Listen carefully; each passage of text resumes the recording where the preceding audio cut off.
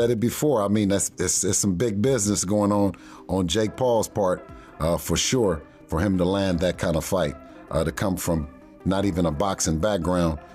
Leave them big guys alone. Stop trolling them, right? Gervonta, he just ducking Lamont Roach. And I feel like a money grab is a money grab because before this, he said he was going to retire. And now all of a sudden, he fighting Jake Paul. Tensions exploded during a live interview when Bill Haney confronted Gervonta Tank Davis about his upcoming fight with Jake Paul. Bill didn't hold back. He called it a money grab and accused Davis of chasing fame instead of real competition. Things got heated fast as Haney questioned Tank's legacy, saying true champions face elite fighters, not YouTubers.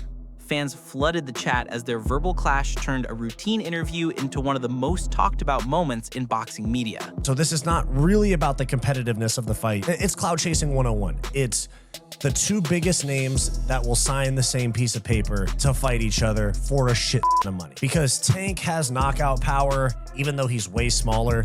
You already know that Jake Paul's gonna like push this, like, I'm fighting one of the biggest knockout artists in the game.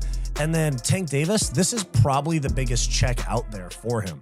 Rumors are flying that Davis could earn a staggering $100 million for the Jake Paul fight, one of the biggest paydays in boxing history. While the official numbers aren't confirmed, the figure highlights just how much money drives this matchup, adding fuel to critics who say it's more about spectacle than sport. Keep going, keep going. Even if the sport don't love you in the moment, you still would want to at least be competitive, at least, right? I concur, but I'm also going to be logical, rational, and I have a family. We always talking about this generational wealth that we trying to build for our lineage and all of those things, these key phrases. Yeah.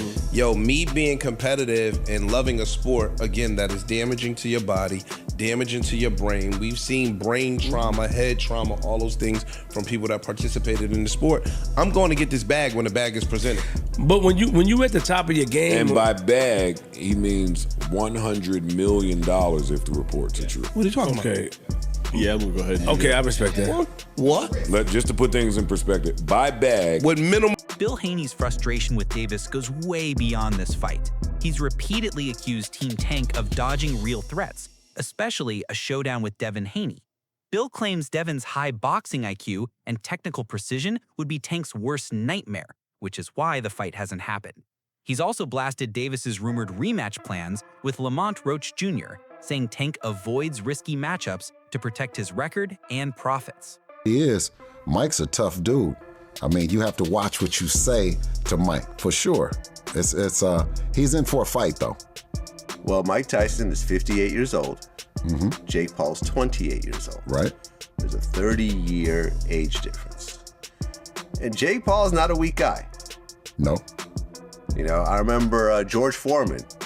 He even talked about one of Jake's punches. He said, yeah, I would have gone to sleep with an overhand right like that. Jake is a heck of an athlete. He's a heck of an entertainer. I've always said that, he might even be the face of the sport of boxing with the moves that he's making, because it's all about making, taking the boxing further and bringing new fans and new eyeballs and those kind of things. So the moves that Jake is making right now to get Mike Tyson in the ring, even at 58, is impressive. Leonard Erlerby, Davis's longtime advisor, stepped in to shed light on Tank's mindset. He revealed that at one point, Davis wasn't mentally ready to face Lamont Roach due to personal struggles. Tank had been dealing with emotional challenges that left him drained, so he chose to heal before stepping back into the ring. Erlerby reminded everyone that Davis isn't a machine, he's human. Behind the fame are real battles with family issues, criticism, and the heavy weight of expectations. When Leonard Ellerby said, to tell you the truth, Gervonta Davis couldn't get up for Lamont Roach.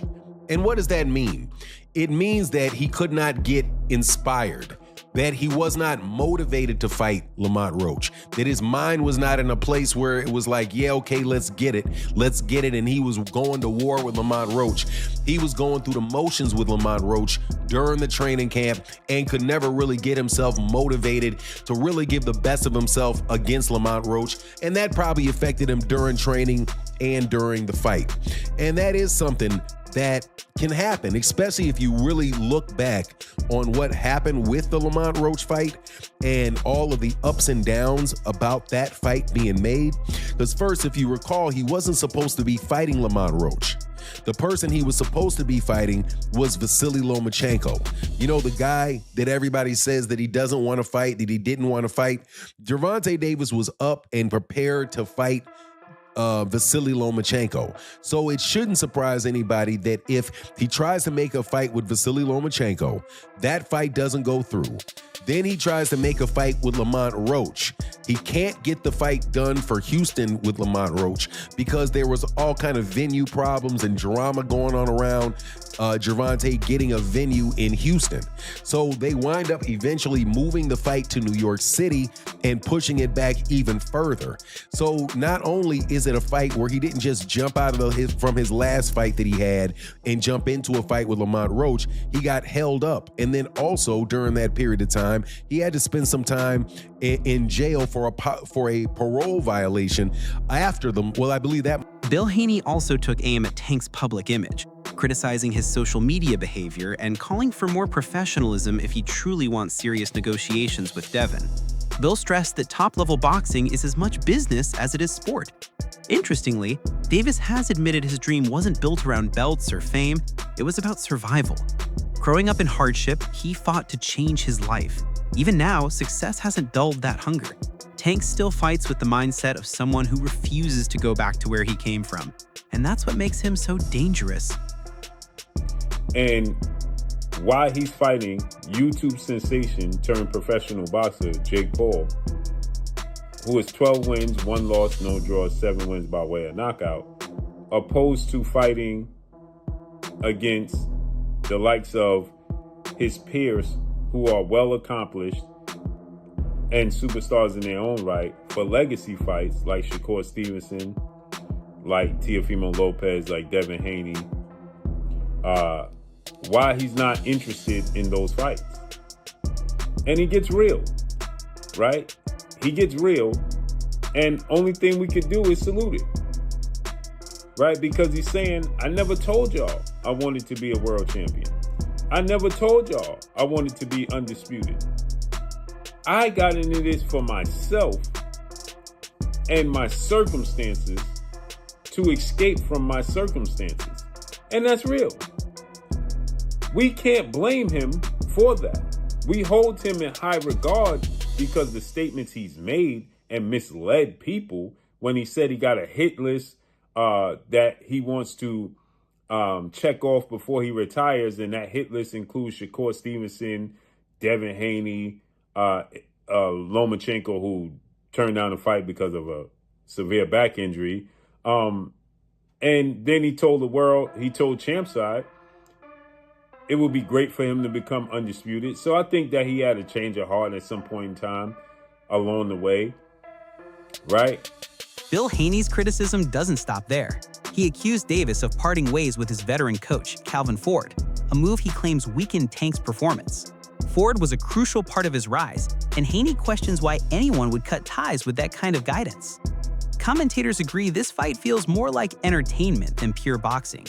Jake Paul brings massive social media clout, while Tank brings the credibility of a true world champion. Won't cover the fact of the Live podcast will not cover the fact that Calvin and Kenny, they got fired. Now, if Devin fired me, it would be, huh? Yeah, they got fired. I didn't know that was real. I thought that was the cat. They're trying to be quiet. Man, they got fired, man. Them people that got fired, man. They hoping they get hired. You know what I'm saying? Oh, they're working on getting back.